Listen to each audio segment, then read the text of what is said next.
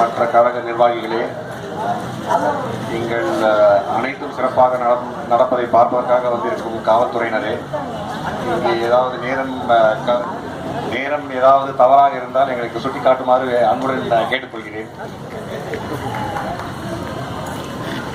இந்த வரும் தேர்தலில் நமக்கு மிக முக்கியமான கடமை இருக்கிறது.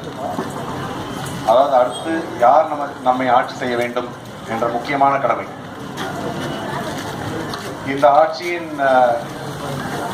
அச்சீவ்மெண்ட்ஸ் அப்படின்னு பார்த்தீங்கன்னா, இங்கே ஒவ்வொரு நம்ம தொகுதியில் மொத்தமாக ஒரு 22-23 டாஸ்மாக் இருக்கு. ஆனால் இந்த உணவகம் அப்படின்னு சொல்லிட்டு அவங்க அம்மா உணவகம்னு ஆரம்பிச்சது அது ஒரு 12 தான் இருக்கு. அதே மாதிரி பள்ளிக்கூடங்கள் கம்மியாக தான் இருக்கு, மருத்துவமனைகள் கம்மியாக இருக்கு. ஆனால் டாஸ்மாக் மட்டும் அதிகமாக இருக்கு. இது டாஸ்மாக் அதிகமாக்கி அதனால பிரச்சனை என்ன அப்படின்னா, சின்ன வயசுலேயே இப்போ பசங்களை குடிக்க இருக்கிறாங்க. அதாவது ஒவ்வொரு வருஷமும் எங்களுக்கு டாஸ்மாகில் எங்களுடைய அரசாங்கத்தின் வருமானம் 20%, 30%, அதாவது ஒரு கம்பெனியில் எப்படி டார்கெட் ஃபிக்ஸ் பண்ணி பண்ணுறாங்களோ அந்த மாதிரி இந்த அரசாங்கம் மக்களை குடிப்பதற்காக தூண்டுகிறது.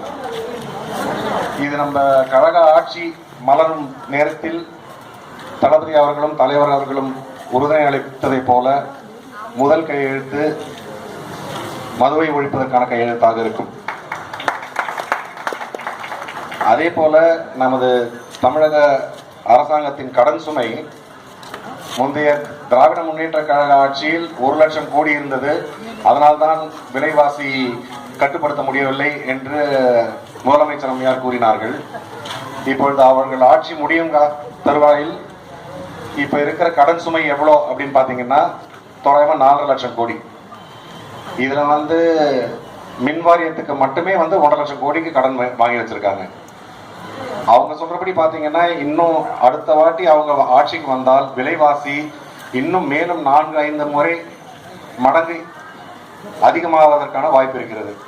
இதை மனதில் கொண்டு அனைவரும் கழகத்தின் வெற்றிக்காக பாடுபடுமாறு இன்று தேர்ந்தெடுக்கப்பட்டிருக்கும் நிர்வாகிகள் அனைவரையும் பொதுமக்கள் அனைவரையும் கேட்டுக்கொள்கிறேன்.